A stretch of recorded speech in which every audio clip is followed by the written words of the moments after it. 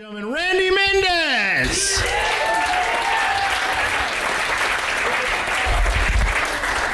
What up? So this is weird being here because I'm trying to quit doing stand-up.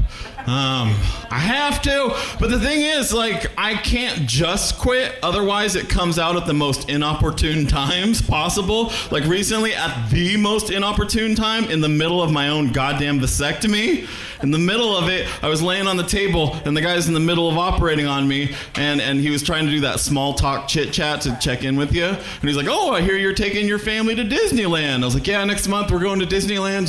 He's like, oh, I used to work there. And which I responded, oh, doing this? At which point, he burst out laughing, and here's the messed up part. He had to turn his head because he couldn't turn any of it else of his body because he was holding medical instruments inside me. He was literally like, and I was like, oh no, please concentrate. Why am I doing? I can't quit yet.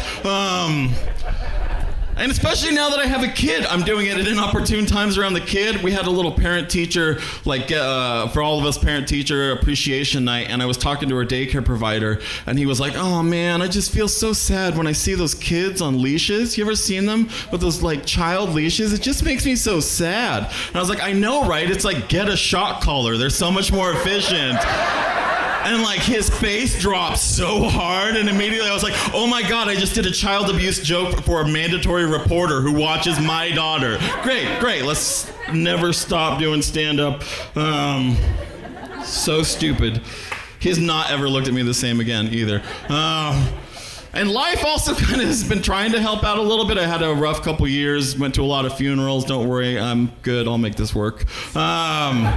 Had to go to a cousin's funeral, and it ended up being delayed because her sister went into labor with twins. And what we were doing, we were just sitting there and we're shooting the shit with it. I'm half Mexican. We have a whole bunch of Mexican family. And when you get too many of us in a room, this same conversation happens where you're like, where are you from? Michoacan? Hey, do you know La Piedad?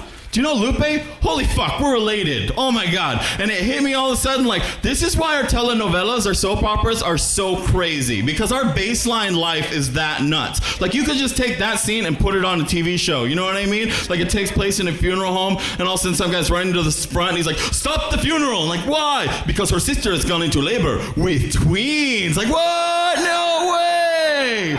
Wait a minute, who are you? It is I, your long lost uncle. Bum, bum, bum. I'm like, no.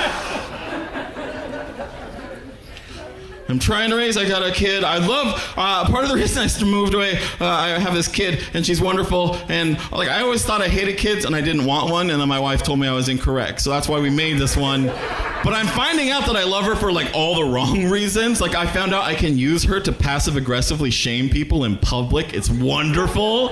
I took her to a movie and they opened up a separate concession stand and they were like, yeah, the next person here. And the people behind us just moved over and went ahead of us. And normally I just yell at them, but instead I just leaned down to my kid real loud and was like, hey, did you see what they're doing? It's called cutting. It's called cutting. Hey, do you think good people or shitty people cut? Yeah, shitty. That's what they look like. Ugh. And some people get mad because they're like, you shouldn't swear in front of your kid, but she swears too, so it's cool. And she does it in the way that, like, when you're a parent, you feel like you're really smart sometimes until they repeat back to you exactly what you said to them. Like, there was a time when she was 5, and me and her mother were talking to her, and we asked her a question. She was like, I don't fucking know. And we were like, whoa. And she was like, I am in my house, none of my friends are over, and none of my grandmas and grandpas are over. And like, yeah, that sounded smart when I said it. That sounded so smart when And I get in trouble sometimes, but you know what? Sometimes there isn't a better word. You know? Sometimes there just isn't a better word. Her grandmother got mad at me over the summer because we had a picnic, and the kid picked up this strawberry that was like this big, and she was like, whoa, that is a big-ass strawberry. And her grandmother looked at me like, hey, and I'm like, you come up with another word for that strawberry. That is a big-ass strawberry. That's all it is. I'm trying to raise her to be a little feminist, to be proud of her body.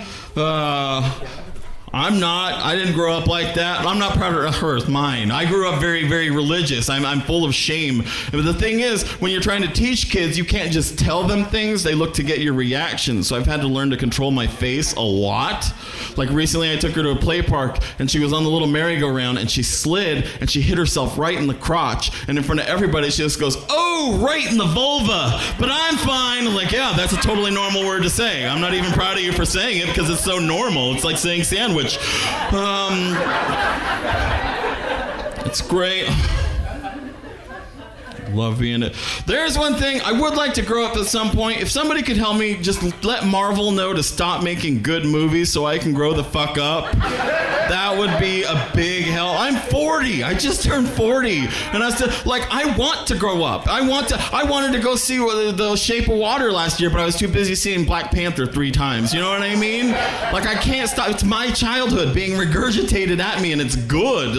And I know a lot of older people are like, "Yeah, your fucking generation. That's the problem with you guys. Can't get over your youth." Always, you know what? You have a point a little bit, but then again, we're not the ones paying $175 to go see the Rolling Stones slightly gyrate on stage, so you can be like, maybe if he has it, we got it too. Just man. That's how you win over the older people. But we can't help ourselves. This is a problem. And I know we can't help ourselves because my favorite movie is a movie I hate on some levels. It has the dumbest plot point in all history. I don't know if you guys have seen The Fifth Element. It's wonderful.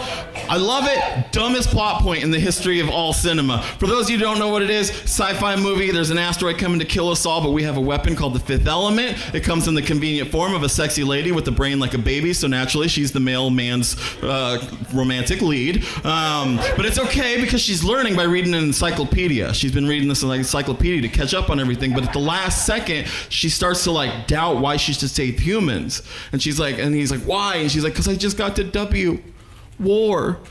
Why would I save people who engage in war?" And this is why it's the dumbest plot point ever. She was reading that shit alphabetically, which means she got past rape, genocide, murder, got past all of that and stopped on the one thing that can sometimes stop that shit. And that's where she drew the line. All right, my name is Randy Mendez. You guys have been awesome.